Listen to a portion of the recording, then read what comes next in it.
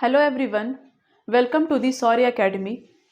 Today I am here to discuss about the blue economy यानी कि आज की क्लास में हम नीली अर्थव्यवस्था के बारे में जानेंगे।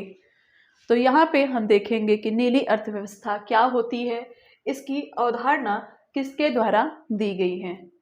तो सबसे पहले हम देखेंगे इसके पॉइंट को, जिसमें इकोनॉमी की अवधारणा यानी कि ब्लू इकोनॉमी की जो अवधारणा है वो बेल्जियम के अर्थशास्त्री गुंटर पॉली के द्वारा वर्ष 2010 में उनकी प्रकाशित पुस्तक the blue economy 10 year 100 innovation और 100 मिलियन जॉब में प्रस्तुत की गई थी। यानी कि गुंटर पॉली की जो बुक है उसका नाम है the blue economy 10 years 100 innovations and 100 million jobs, जिसमें उन्होंने ब्लू इकोनॉमी की अवधारणा को प्रस्तुत किया। इस अवधारणा के तहत उन्होंने विकास यानी कि डेवलपमेंट, बेहतर आजीविका यानी कि लोगों की आजीविका को बेहतर बनाने एवं लोगों के लिए रोजगार के सृजन तथा महासागरों की पारिस्थितिकी तंत्र को संसाधनों के सतत उपयोग के संदर्भ में इन्होंने इस अवधारणा का प्रकाशन किया। यानी कि अपने इस अवधारणा के तहत ये पूरी की पूरी जो महासागरीय पारिस्थितिकी तंत्र है और उसका जो पूरा सिस्टम है उसको बेहतर बनाने के लिए एक विकल्प के रूप में, नीली अर्थव्यवस्था के रूप में इसको लेके आया है। इसके बाद इसमें अगर हम आगे देखें तो जो हमारा ब्लू इकोनॉमी है उसके अंतर्गत कुछ टॉपिक्स हैं, उसके कुछ लक्ष्य हैं। तो इसको अगर हम देखें तो इसमें हम सबसे पहले बात करेंगे अक्षय ऊर्जा की। यानी जैसे आप यहाँ देख सकते हैं लिखा हुआ अक्षय ऊर्जा, समुद्री ऊर्जा का देश के सामाजिक और आर्थिक विकास में महत्व। हमारा जो समुद्र है काफ़ी विशाल है और उसकी जो ऊर्जा है उसका हमारे देश की आर्थिक विकास में और उसके साथ ही साथ सामाजिक विकास में काफ़ी ज़्यादा महत्व है। आप सभी जानते हैं कि हमारे देश में समुद्र, क्योंकि हमारा देश एक उपमहाद्वीपीय देश है, तो हमारे देश में सागर की, समुद्र की क्या आवश्यकता, क्या महत्ता है, इसको हम सभी जानते हैं। तो समुद्री जो ऊर्जा है उसका देश के सामाजिक और आर्थिक विकास में काफ़ी ज़्यादा महत्व है। इसका नेक्स्ट हम अगर देखें तो मत्स्य पालन यानी कि मछली उत्पादन बढ़ाने एवं अधिक राजस्व अर्जित करने में महत्वपूर्ण भूमिका, इसके साथ ही समुद्रों में मछली भंडारण को बहाल करने में मदद। यानी कि अगर हम ब्लू इकोनॉमी की नीति के तहत अगर हम कार्य करते हैं तो समुद्रों के रखरखाव से, समुद्र की पारिस्थितिकी तंत्र के रखरखाव से मछलियों को काफ़ी ज़्यादा मात्रा में भंडारण किया जा सकता है। उनका काफ़ी ज़्यादा उनको मत्स्य पालन यानी मछली उत्पादन को काफ़ी ज़्यादा बढ़ाया जा सकता है, जिससे कि राजस्व अर्जित करने में इसकी काफ़ी ज़्यादा योगदान हो सकती है। नेक्स्ट अगर हम बात करें इसके अगले टॉपिक को, तो इसमें है समुद्री परिवहन। आप सभी जानते हैं हमारे देश में काफ़ी ज़्यादा या फिर पूरे वैश्विक स्तर पे सबसे ज़्यादा जो व्यापार होता है वो समुद्री मार्ग से ही होता है। समुद्री बंदरगाहों का पूरे वैश्विक व्यापार में काफ़ी ज़्यादा महत्वपूर्ण एक योगदान है और 80% से अधिक व्यापार समुद्री मार्ग द्वारा संपन्न होते हैं। इसके बाद हम बात करें जलवायु परिवर्तन को, तो महासागर, चूँकि महासागर बहुत ज़्यादा विशाल है और ये एक तरीके का कार्बन सिंक है। यानी कि महासागर जो एक महत्वपूर्ण कार्बन सिंक है जिसको कि ब्लू कार्बन भी कहा जाता है, वो अपनी इस भूमिका में जलवायु परिवर्तन को कम करने में काफ़ी ज़्यादा मददगार होते हैं। यानी कि महासागर काफ़ी मात्रा में कार्बन को सिंक करता है, जिससे कि जलवायु परिवर्तन को कम करने में इसका काफ़ी ज़्यादा रोल हो जाता है। इसके बाद हम बात करें पर्यटन की, तो महासागरीय और तटीय पर्यटन रोजगार और राजस्व दोनों के विकास में योगदान देता है।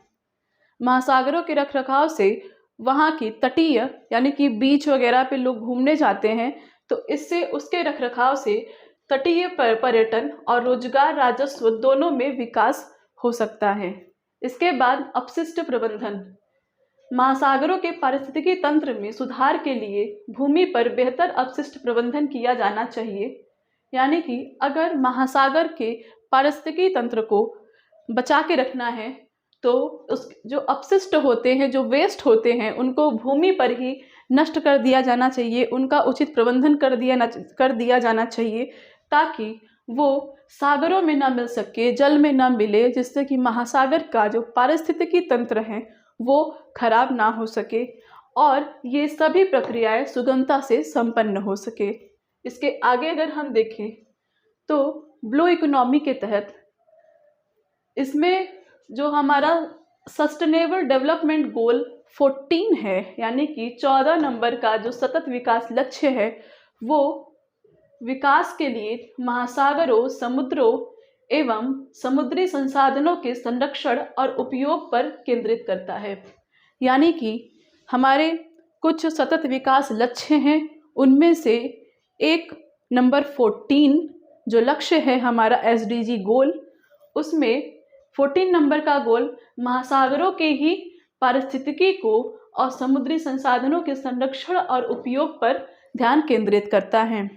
अगर हम बात करें इस पूरे गोल को तो SDG 14 का जो टारगेट है वो क्या है, तो इसके टारगेट को 7 पार्ट में डिवाइड किया गया है, जिसको हम एक एक करके यहाँ देख रहे हैं।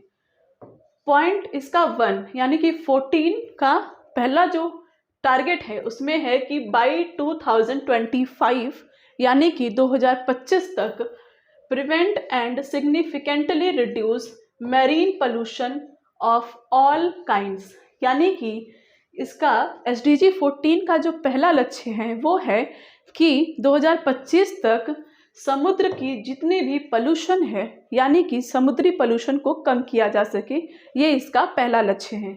उसके बाद SDG 14 का जो दूसरा लक्ष्य है उसमें है by 2020 manage and protect marine and coastal ecosystem to avoid significant adverse impact. यानी कि 2020 तक जो इसका लक्ष्य था, अब इसका लक्ष्य आगे बढ़ा है कि मैरीन का जो कोस्टल इकोसिस्टम है, यानी कि जो तटीय पारिस्थितिकी है, उसको मैनेज किया जाए और प्रोटेक्ट किया जाए। उसके बाद इसका जो SDG 14 का तीसरा लक्ष्य है उसमें है minimize and address the impact of ocean identification including through enhance scientific cooperation at all level. यानी कि इसका जो तीसरा लक्ष्य है उसमें है कि जो समुद्र का जो यहाँ आइडेंटिफिकेशन नहीं है, एसिडिफिकेशन है, यानी कि जो अम्लीयता होती है उसको एड्रेस किया जा सके। जो अम्लीयता आ जाती है समुद्र के जल में, उसको एड्रेस किया जाए हर लेवल पर, उसमें साइंटिफिक कोऑपरेशन बनाया जाए उसको एड्रेस करने के लिए। ये इसका तीसरा लक्ष्य है और उसके अम्लीयता को कम किया जाए ज़्यादा से ज़्यादा। उसके बाद SDG 14 का जो चौथा लक्ष्य है वो है कि effectively regulate harvesting and the overfishing, illegal, unreported and unregulated fishing and destructive fishing purchase. यानी कि SDG 14 सस्टेनेबल डेवलपमेंट गोल का 14 नंबर का चौथा लक्ष्य जो है वो है कि जो इल्लीगल फिशिंग होती है, यानी कि मछलियों का इल्लीगल फिशरिंग किया जाता है, उसको ज़्यादा से ज़्यादा रोका जाए और जो अनरिपोर्टेड फिशिंग है, जितने भी फिशिंग की जाती है, फिशरिंग की जाती है जो अनरिपोर्टेड है, अनरेगुलेटेड है, उनको एड्रेस किया जा सके इस लक्ष्य के तहत। उसके बाद SDG 14 का जो पांचवा लक्ष्य है वो है conserve at least 10% of coastal and marine area. यानी कि SDG का पांचवा लक्ष्य है कि कम से कम 10% कोस्टल एरिया को और मरीन एरिया को कंजर्वेट किया जाए, उसको मॉडिफाई किया जाए, बेहतर बनाया जाए। उसके बाद इसका जो छठवां लक्ष्य है SDG 14 का वो है prohibited certain forms of fishing subsidies which contribute to over capacity and overfishing subsidies that contribute to illegal, unreported and unregulated fishing. यहाँ पे मत्स्य पालन के लिए सब्सिडी की व्यवस्था जैसी चीज़ों का उल्लेख किया गया है कि SDG 14 के तरह ये है कि फिशिंग जैसी चीज़ों को रेगुलेटेड ढंग से आगे बढ़ाने के लिए मत्स्य पालन और मत्स्य पालन से संबंधित जो रोजगार सृजन की जो व्यवस्था है उसके लिए सब्सिडी जैसी चीज़ों को देने की यहाँ पे डिमांड है। उसके बाद SDG 14 का जो 7वां लक्ष्य है उसमें है कि बाय 2030 यानी कि 2030 तक increase the economic benefit to small island, developing state and least developed countries from the sustainable use of marine resources. यानी कि SDG 14 का जो आखिरी लक्ष्य है उसमें ये है कि समुद्र के संसाधनों का इतना दोहन ना करें कि आने वाले समय में जो छोटे आइलैंड्स हैं या जो तटीय देश हैं उनके लिए, उनके इकोलॉजी के लिए, इकोसिस्टम के लिए खतरा बन जाए। तो उससे बचाने के लिए, उससे संबंधित रणनीति बनाने के लिए हमारा जो SDG 14 है उसका 7वां लक्ष्य निर्धारित किया गया है। इसके बाद हम देखेंगे आगे इस टॉपिक में ब्लू इकोनॉमी के। तो इसमें हम बात करेंगे ब्लू इकोनॉमी नीति का ड्राफ्ट। हाल ही में हमारी पृथ्वी विज्ञान मंत्रालय यानी कि मिनिस्ट्री ऑफ अर्थ साइंस ने 15वें वित्त आयोग की सिफारिश के अनुसार ब्लू इकोनॉमी नीति का ड्राफ्ट जारी किया है। यानी कि 15वां वित्त आयोग जब जारी हुआ तो उसकी कुछ सिफारिशें दी गई ब्लू इकोनॉमी से रिलेटेड। तो उसके तहत कुछ नीति बनाई गई है पृथ्वी विज्ञान मंत्रालय के द्वारा, मिनिस्ट्री ऑफ अर्थ साइंस के द्वारा। और यह ड्राफ्ट जो है वो भारत का जो विजन 2030 है, यानी कि भारत ने वर्ष 2030 तक के लिए जो कुछ लक्ष्य निर्धारित किए हैं अपने प्राप्ति के लिए अर्थव्यवस्था में, उसके अनुरूप है, उसके अकॉर्डिंग है। तो इसमें हम देखेंगे कि ये नीति क्या है, क्या कहती है। इस नीति में भारत की अर्थव्यवस्था के समग्र विकास के लिए अनेक विभिन्न क्षेत्रों की नीति पर बल दिया गया है। यानी कि ये जो इकोनॉमिक नीति का जो ड्राफ्ट है इसके तहत इसमें अर्थव्यवस्था के विकास के लिए काफ़ी सारे सेक्टर्स को एक जगह लाकर उन पर बल दिया गया है। प्रारूप दस्तावेज में 7 विषय की पहचान की गई है। यानी कि ब्लू इकोनॉमी के इस ड्राफ्ट में विकास के लिए, अर्थव्यवस्था की ग्रोथ के लिए 7 विषयों को लक्षित किया गया है, उनके ऊपर ध्यान केंद्रित किया गया है। इसको अगर हम देखें इन 7 को, तो इनमें कौन कौन से ऐसे लक्ष्य हैं या कौन कौन से ऐसे विषय हैं जिनमें इस पे काम करना है इस ड्राफ्ट के तहत।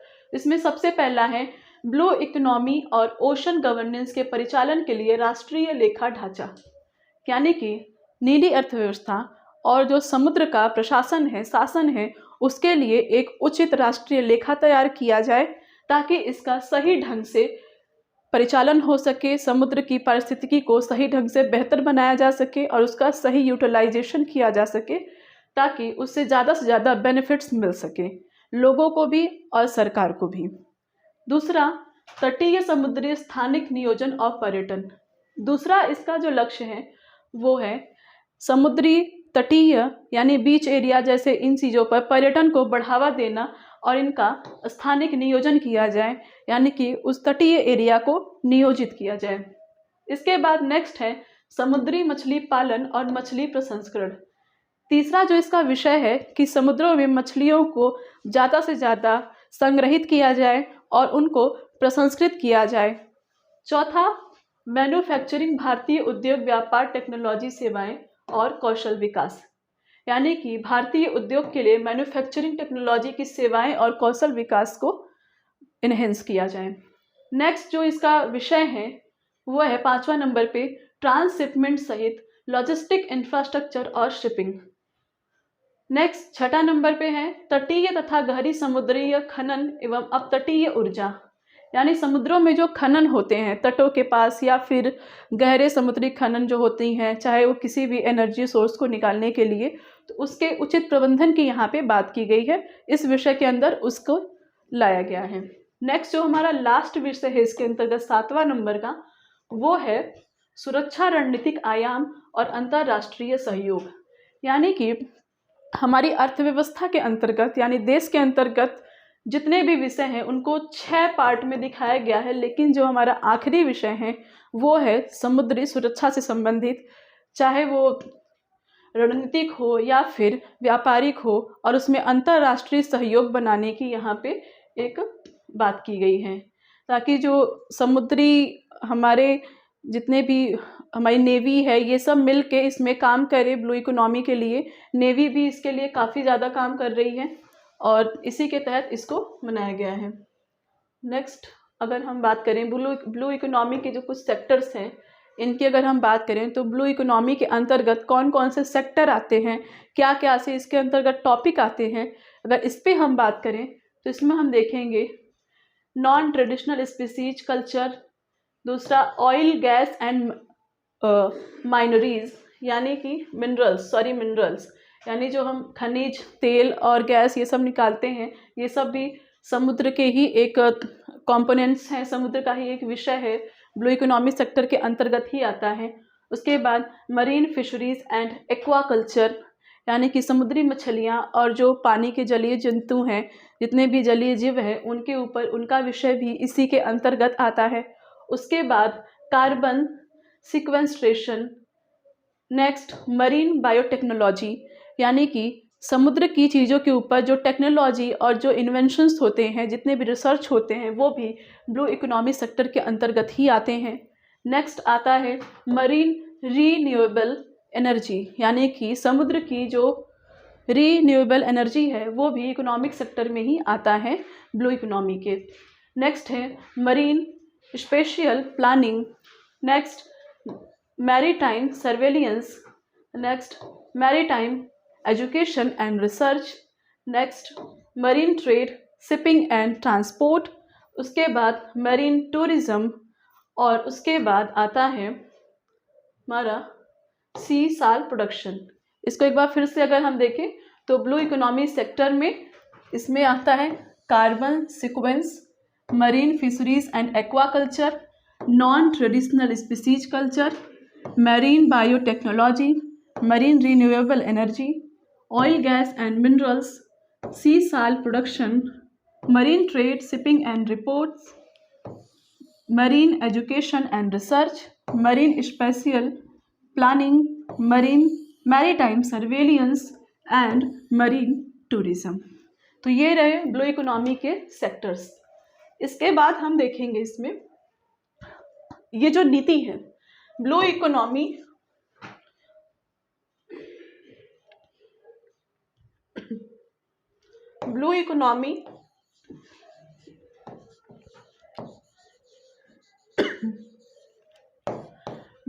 की जो नीति है वो ड्राफ्ट जो मिनिस्ट्री ऑफ अर्थ साइंस के द्वारा दी गई है, उस नीति का उद्देश्य क्या है अगर हम इसके ऊपर चर्चा करें तो भारत के जीडीपी में ब्लू इकोनॉमी के योगदान में बढ़ोतरी करना। सबसे बड़ी बात यहाँ पे है कि भारत का जो जीडीपी है, अर्थव्यवस्था है, उसमें समुद्र को, महासागरों की योगदान को बढ़ाने के लिए इस नीति को तैयार किया गया है। उसके बाद अगर हम बात करें इसके फैक्टर्स को तो समुद्री संसाधनों पर निर्भर आर्थिक गतिविधियां भारतीय अर्थव्यवस्था में कुल 4.1% का योगदान देती हैं। यानी जो हमारी भारत की कुल अर्थव्यवस्था है, जो इकोनॉमी है, उसमें समुद्री संसाधनों का 4.1% का योगदान है, जिसको बढ़ाने के लिए इसको मेनली तैयार किया गया है इस ड्राफ्ट को। इसके बाद समुद्री पारिस्थितिकी तंत्र का संरक्षण करना। हमारे जो समुद्र का, महासागरों का जो इकोसिस्टम है, चूँकि हमारा देश 3 ओर से समुद्र से घिरा है, एक उप महाद्वीपीय कंट्री है, तो इसके लिए ये आवश्यक हो जाता है कि समुद्री इकोसिस्टम को सुरक्षित और संरक्षित रखा जाए। तो इस नीति में एक ये उद्देश्य भी शामिल है। उसके बाद हम बात करेंगे राष्ट्रीय समुद्री क्षेत्रों और संसाधनों की सुरक्षा करना। यानी कि चूँकि हमारा देश, जैसे कि मैंने पहले भी बताया, यहाँ पे ही आप देखिए, ये हमारा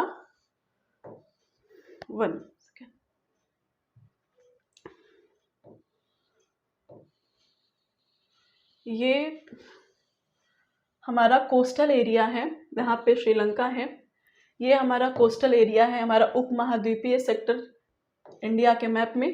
तो इतना 3 ओर से हमारा जो कंट्री है वो समुद्र से घिरा हुआ है, तो इसके लिए आवश्यक हो जाता है कि इंटरनेशनल रूप से भी इसको समुद्र की सुरक्षा को बढ़ाया जाए और इसके संसाधनों की सुरक्षा की जाए, ताकि ये इधर कोस्टल एरिया में रोजगार जैसी चीज़ों में इसका काफ़ी ज़्यादा योगदान किया जा सके, काफ़ी ज़्यादा इसको यूज़ किया जा सके। उसके बाद है तटीय क्षेत्रों की जीवन स्तर में सुधार करना। जैसा कि आप यहाँ देख सकते हैं कि हमारा जो समुद्र तटीय एरिया है वो काफ़ी ज़्यादा बड़ा है और इस कोस्टल एरिया पे काफ़ी ज़्यादा जनसंख्या घनत्व रहता है, इसीलिए यह आवश्यक है कि यहाँ का जीवन स्तर काफ़ी बेहतर हो और उसमें सुधार किया जा सके। नेक्स्ट अगर हम इसमें बात करें तो इसमें हम देखेंगे ब्लू इकोनॉमी नीति की प्रासंगिकता क्या है, यानी कि यह नीति आवश्यक क्यों है, क्या आवश्यकता है इस नीति को, इस ड्राफ्ट को लाने की। तो जैसा कि मैंने पहले भी आपको मैप में दिखाया, हमारा जो कोस्टल एरिया है कितना बड़ा है। तो भारत में 9 तटीय राज्य देश की संपूर्ण भौगोलिक सीमा में कुल 1382 द्वीप शामिल हैं। इसको हम अगर मैप में देखें तो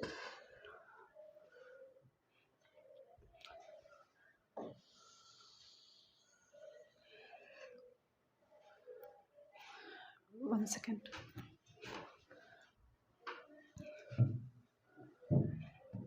अगर हम यहाँ पे देखें तो ये रहा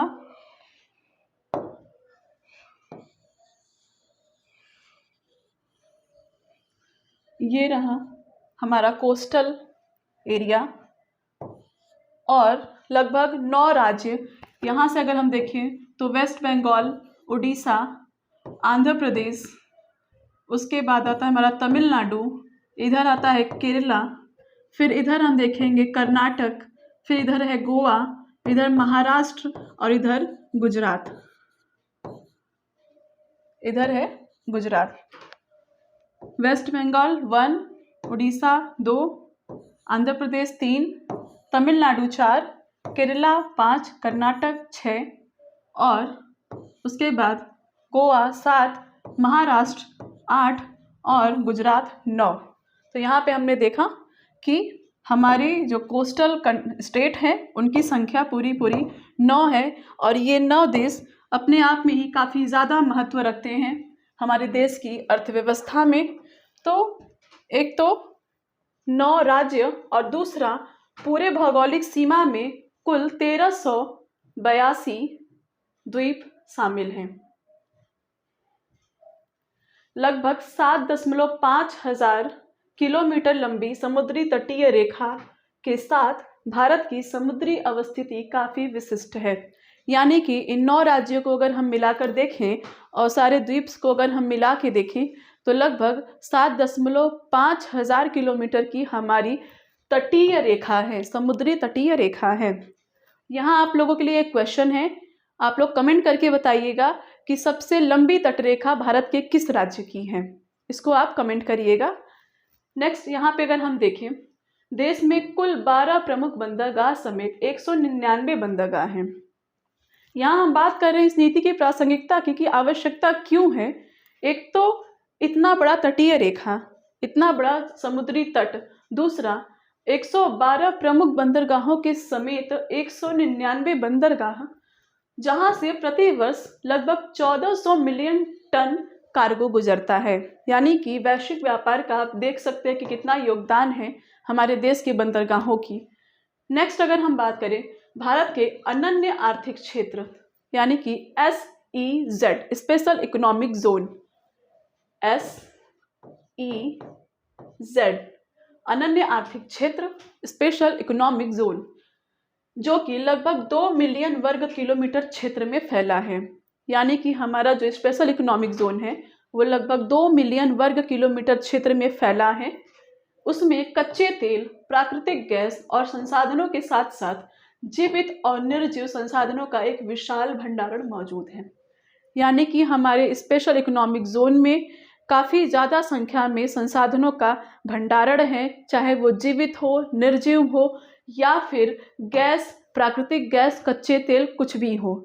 जीवित संसाधन मतलब कि ह्यूमन, इंसान जो कि वर्किंग हैं, जो काम कर सकते हैं, युवा लोगों की जो संख्या है वो काफ़ी ज़्यादा है। और साथ ही साथ जो वहाँ के जीवित संसाधन में, जैसे समुद्री इकोसिस्टम में जलीय जंतु और जलीय जितने भी हैं प्राणी, मछली हो गई या फिर जितने भी चीज़ें हैं, वो सब का भी काफ़ी बड़ा भंडारण है। और निर्जीव जैसे वहाँ का इकोसिस्टम, पेड़ पौधे, ये सब उनका भी काफ़ी बड़ा भंडारण है। 4 मिलियन से अधिक मछुआरों और तटीय समुदायों की आजीविका का भारत की तटीय अर्थव्यवस्था में महत्वपूर्ण योगदान है और ये उनका बहुत बड़ा सोर्स भी है आजीविका का।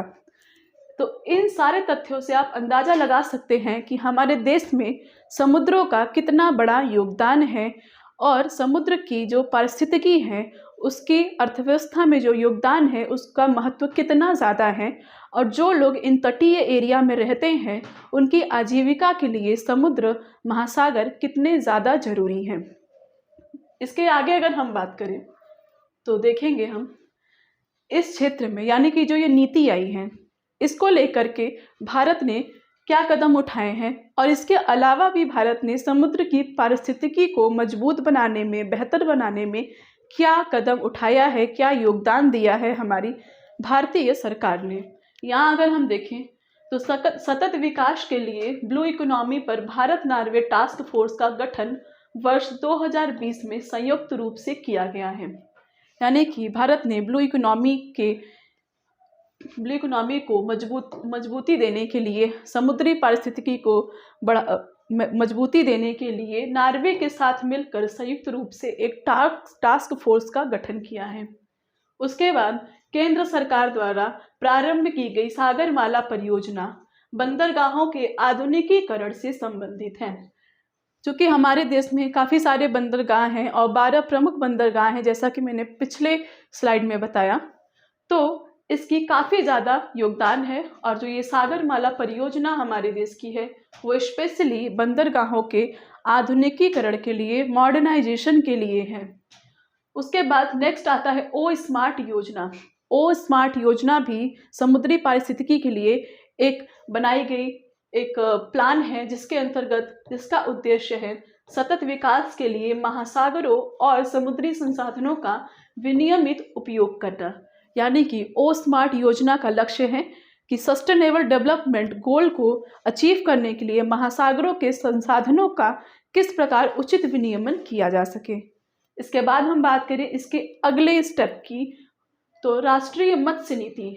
भारत में एक नीति है मछलियों के लिए, मछली उत्पादन के लिए, राष्ट्रीय मत्स्य नीति, जिसमें भारत में समुद्री और अन्य जलीय संसाधनों से मत्स्य संपदा के सदुपयोग पर केंद्रित कर ब्लू इकोनॉमी ग्रोथ इनिशिएटिव को बढ़ावा देना।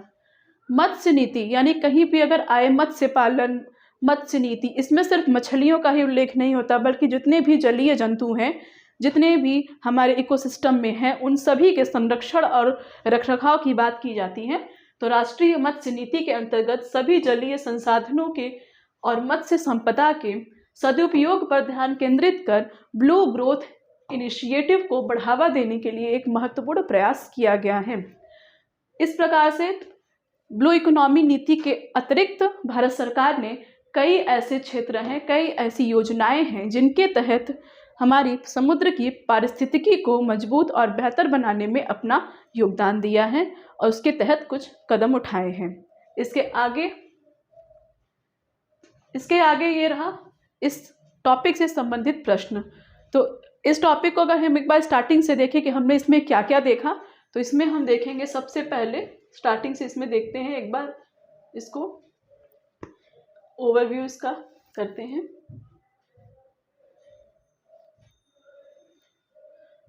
ब्लू इकोनॉमी के ऊपर हमने इस पूरे क्लास में चर्चा किया, जिसमें हमने सबसे पहले ब्लू इकोनॉमी की अवधारणा के ऊपर चर्चा की।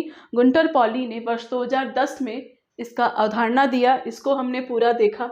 उसके बाद हमने डिस्कस किया इसके अंतर्गत जो भी लक्ष्य, जो विषय निर्धारित किए गए हैं, जो टॉपिक हैं पूरे ब्लू इकोनॉमी के, उनके ऊपर हमने डिस्कस किया। नेक्स्ट हमने चर्चा की ब्लू इकोनॉमी के सस्टेनेबल डेवलपमेंट गोल 14 में इसके क्या लक्ष्य दिए गए हैं, यानी कि जो हमारा सतत विकास लक्ष्य नंबर 14 है वो पूरी समुद्री परिस्थितिकी से संबंधित है। तो उसके क्या लक्ष्य हैं, क्या टारगेट्स हैं, इसको हमने एक एक करके सातों टारगेट्स को देखा। इसके बाद यहाँ हम देखेंगे ब्लू इकोनॉमी नीति का draft. Ministry of earth science ने ब्लू इकोनॉमी नीति ड्राफ्ट तैयार किया, जिसको हमने बारीकी से देखा, जिसके ऊपर हमने पूरा अध्ययन किया। इसके बाद हमने ब्लू इकोनॉमी सेक्टर्स को देखा कि ब्लू इकोनॉमी के अंतर्गत, नीली अर्थव्यवस्था के अंतर्गत किन किन सेक्टर, किन किन क्षेत्र के ऊपर चर्चा की जाती है या फिर किन किन क्षेत्र के अंतर्गत उसमें कार्य किए जाते हैं। नेक्स्ट हमने इसमें देखा इस नीति का उद्देश्य, यानी कि जो ड्राफ्ट तैयार किया गया था उसका उद्देश्य क्या है और वो किस लिए तैयार किया गया है, उसकी क्या प्रासंगिकता है। उसके बाद हमने ब्लू इकोनॉमी नीति की प्रासंगिकता को देखा, यानी कि हमारे देश के लिए, स्पेशली हमारे कंट्री इंडिया के लिए ब्लू इकोनॉमी नीति या महासागर से जुड़ी किसी भी नीति की क्या प्रासंगिकता हो सकती है, क्या आवश्यकता है, क्या ज़रूरत है, इसको हमने देखा एक एक करके। क्योंकि हमारा देश उपमहाद्वीपीय कंट्री है, इसीलिए हमारे देश में महासागरों की बहुत बड़ी भूमिका है और इसको हमने विस्तार से देखा और समझा। नेक्स्ट यहाँ पे हमने भारत सरकार द्वारा ब्लू इकोनॉमी नीति के इतर जितने भी समुद्री पारिस्थितिकी को बनाए रखने के लिए जो कदम उठाए गए हैं, जो स्टेप्स लिए गए हैं, उसको हमने एक एक करके देखा, जिसमें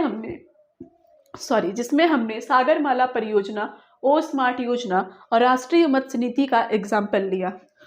अब हम यहाँ पे इसके क्वेश्चन के ऊपर डिस्कस करेंगे। ये क्वेश्चन मेंस के लिए काफ़ी ज़्यादा इम्पॉर्टेंट है, चाहे वो किसी भी सिविल सर्विस एग्ज़ाम से रिलेटेड हो, चाहे वो यूपीएससी, बीपीएससी या यूपीपीएससी, किसी के लिए भी। एक बार इस प्रश्न को हम देख लेते हैं। भारतीय अर्थव्यवस्था में नीली अर्थव्यवस्था की आवश्यकता का उल्लेख करें, साथ ही 15वें वित्त आयोग की सिफारिश में ब्लू इकोनॉमी को लेकर क्या रणनीति अपनाई गई है, इस पर चर्चा करें और बताएं कि सतत विकास लक्ष्य की पूर्ति में इसका क्या योगदान हो सकता है। यदि आपने पूरे क्लास को अच्छे से सुना, समझा है, तो आप इस क्वेश्चन को बहुत ही आसानी से कर लेंगे। तब तक के लिए thank you so much for watching.